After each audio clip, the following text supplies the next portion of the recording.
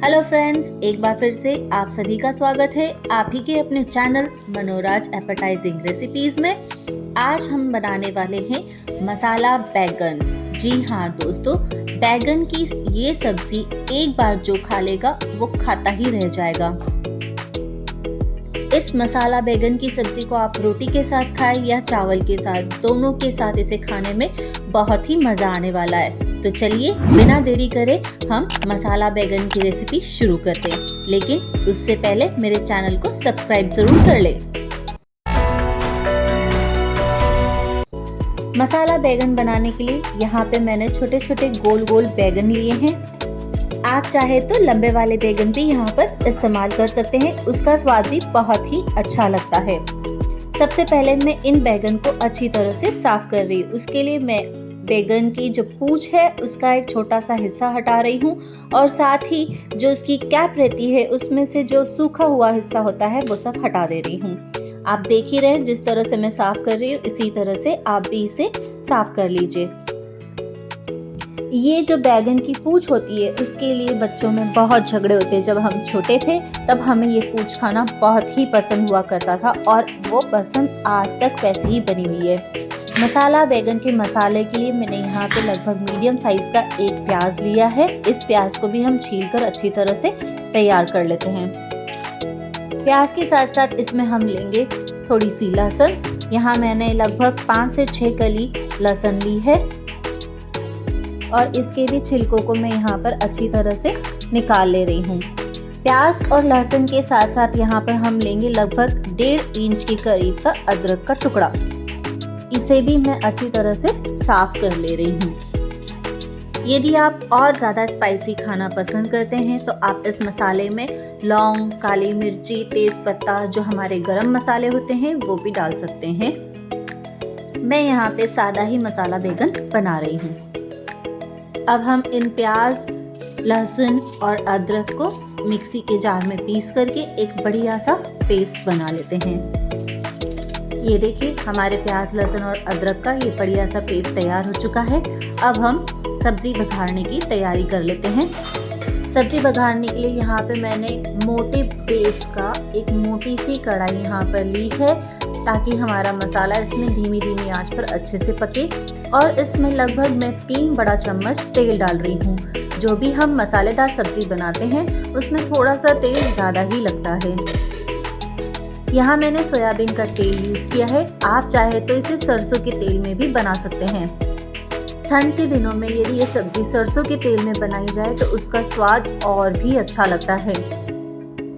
तेल गरम हो जाए तो अब हम इसमें डालेंगे जो पेस्ट हमने तैयार किया था प्याज, लहसुन और अदरक का, उसे इसमें डाल देते हैं। जो हमारा प्लेट है इसमें हम थोड़ा सा पानी और डाल करके जो भी हमारा मसाला चिपका हुआ है उसे भी हम इसमें पूरी तरह से डाल लेते हैं। जब तक हमारा ये मसाला भूनता है तब तक हम एक तरफ कटोरी में हमारे सूखे मसाले तैयार कर लेते हैं। यहाँ मैंने लिया है स्वाद अनुसार नमक, आधी चम्मच के करीब हल्दी और एक अच्छी भरी हुई बड़ी चम्मच के करीब लाल मिर्च पाउडर। मसालेदार सब्जियां थोड़ी तीखी ही अच्छी लगती है। आप यदि कम मिर्च खाना पसंद करते हैं तो इसमें कम मिर्ची डाल सकते हैं। और उतना ही एक बड़ा चम्मच के करीब मैं यहाँ ले रही हूँ धनिया पाउडर। अब हम इन सारे मसालों को थोड़े से पानी के साथ में मिला करके भीगने के लिए रख देते हैं। इन सब के साथ साथ ध्यान रखिएगा हमारा मसाला भी भुन रहा है, बीच बीच में उसे भी आप हिलाते रहना। अब हम इस मसाले को ज़्यादा नहीं पकाएंगे और जो हमारा ये पेस्ट तैयार किया हुआ है इसे भी हम इसमें डाल करके अच्छी तरह से मिला देते हैं। यहाँ हम मसाले को ज़्यादा नहीं भुनेंगे क्योंकि हमारी सब्जी के साथ साथ ये मसाला भी अच्छी तरह से भुन जाता है। इसीलिए अब झटपट साइड में हम हमारे बैगन काट लेते हैं। इसके लिए मैंने यहाँ पे एक बाउल में पानी लिया है। हम बैगन को काट करके पानी में रखेंगे वरना वो काले और कड़वे हो जाएंगे। बैगन को पहले नहीं काटने का रीज़न भी यही है कि मसाला भूनते भूनते हम इसे काटेंगे तो हम फ्रेश बैगन उसके अंदर डालेंगे जिसकी वजह से वो काला नहीं होगा और कड़वा भी नहीं होगा।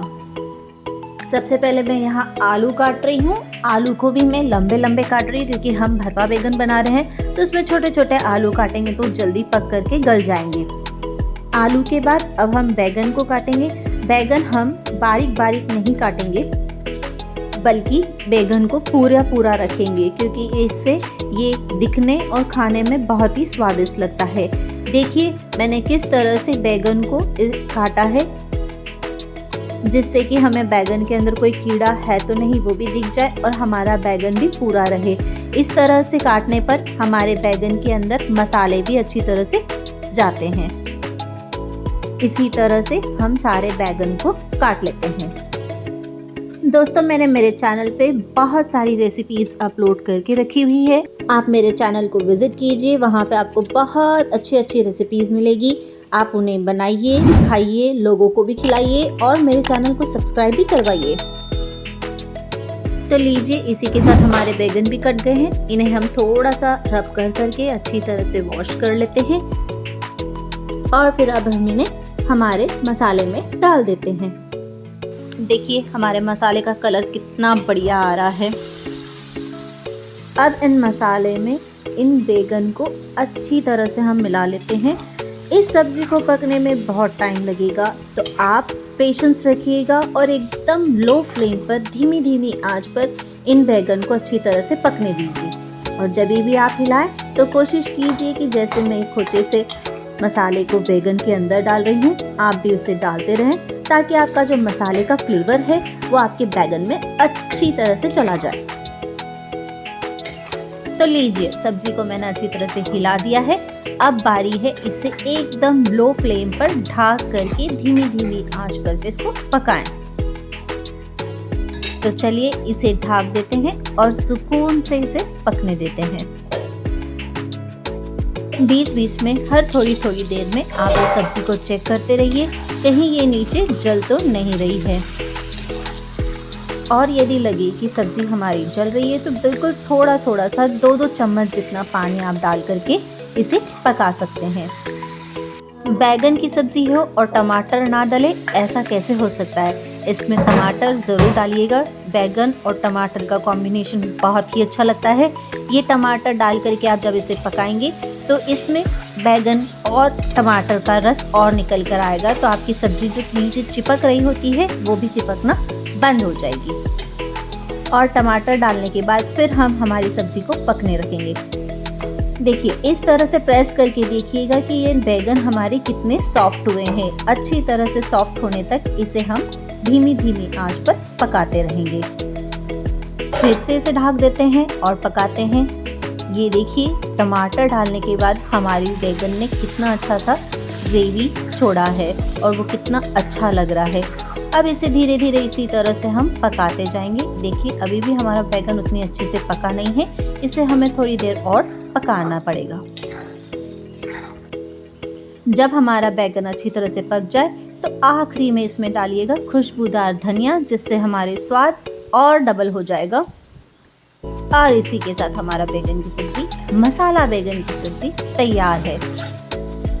तो दोस्तों आपको ये रेसिपी कैसी लगी मुझे ज़रूर बताइएगा। अपने दोस्तों रिश्तेदारों को भी ये रेसिपी बना के खिलाइए और उन्हें भी बनाने के लिए सिखाइए। मेरे चैनल पे विजिट कराइए, सब्सक्राइब करवाइए। तो चलिए अब इस तैयार मसालेदार बैगन की सब्ज़ी को हम हमारे बाउल में निकाल लेते हैं और सर्व करने के लिए रख देते हैं। तो दोस्तों इसी के साथ ये वीडियो यहीं पे होता है ख़त्म। अगली बार एक और नई रेसिपी, मज़ेदार रेसिपी के साथ मैं आपसे फिर मिलूंगी। तब तक के लिए अलविदा, टाटा, बाय बाय।